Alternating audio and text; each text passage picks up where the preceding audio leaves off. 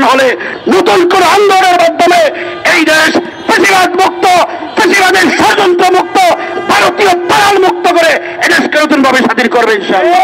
এদেশের ছাত্র জনতার রক্তের সিঁড়ি বেয়ে, সুতরাং এই রক্তের সাথে যদি কোনো ধরনের গাদ্দারি হয়, ইতিহাস আপনাদেরকে ক্ষমা করবে না।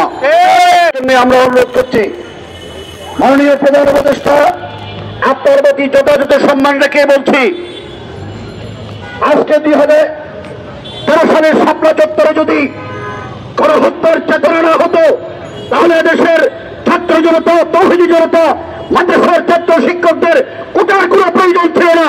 কিন্তু তারা ছাত্র চত্বরের চেতনা নিয়ে নিজের দেশকে রক্ষার জন্য, ফ্যাসিবাদী শাসনকে এদেশ থেকে মূলোৎপাটন করার জন্য, ভারতীয় রেজিমকে দেশকে দূর করার জন্য তারা ময়দানে ঝাঁপিয়ে পড়েছেন। সুতরাং এই ইতিহাসকে আপনারা অস্বীকার করেছেন, ঘোষণাপত্রে জায়গা দেন নাই। মনে রাখবেন, এই দেশের ইতিহাসেও আপনাদের জায়গা কিন্তু হতে নাও পারে।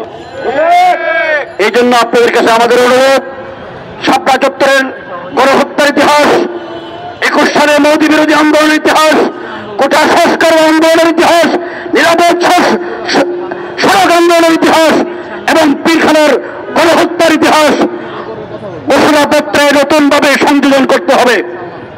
এই ঘোষণাপত্র নতুনভাবে তৈরি করে জাতির সামনে উপস্থাপন করতে হবে। আমরা সরকারের কাছে স্পষ্টভাবে দাবি করছি, এর যদি ব্যত্যয় ঘটে, এই ঘোষণাপত্র দেশবাসীকে সাথে নিয়ে আমরা প্রত্যাখ্যান করলাম। সুতরাং কথা আর দীর্ঘায়িত না করে আমাদের শেষ বক্তব্য হল, একটি রাষ্ট্রের ঐতিহাসিকভাবে যেসব ঘটনা সংঘটিত হয়েছে বাংলাদেশের ইতিহাসে, পাঠ্যপুস্তকে এই ইতিহাসকে লিপিবদ্ধ করে নতুন প্রজন্মকে শেখাইতে হবে। আমাদের শেষ কথা হল, অন্তর্বর্তীকালীন সরকার, আপনারা ক্ষমতায় এসেছেন এদেশের ছাত্র জনতার রক্তের সিঁড়ি বেয়ে। সুতরাং এই রক্তের সাথে যদি কোনো ধরনের গাদ্দারি হয়, ইতিহাস আপনাদেরকে ক্ষমা করবে না।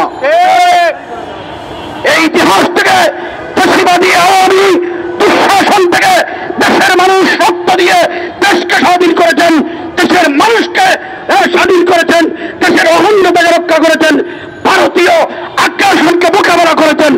আবারও প্রয়োজন হলে নতুন কোন আন্দোলনের মাধ্যমে এই দেশ ফ্যাসিবাদ মুক্ত, ফ্যাসিবাদের ষড়যন্ত্র মুক্ত, ভারতীয় দালাল মুক্ত করে এদেশকে নতুন ভাবে স্বাধীন করবে ইনশাআল্লাহ।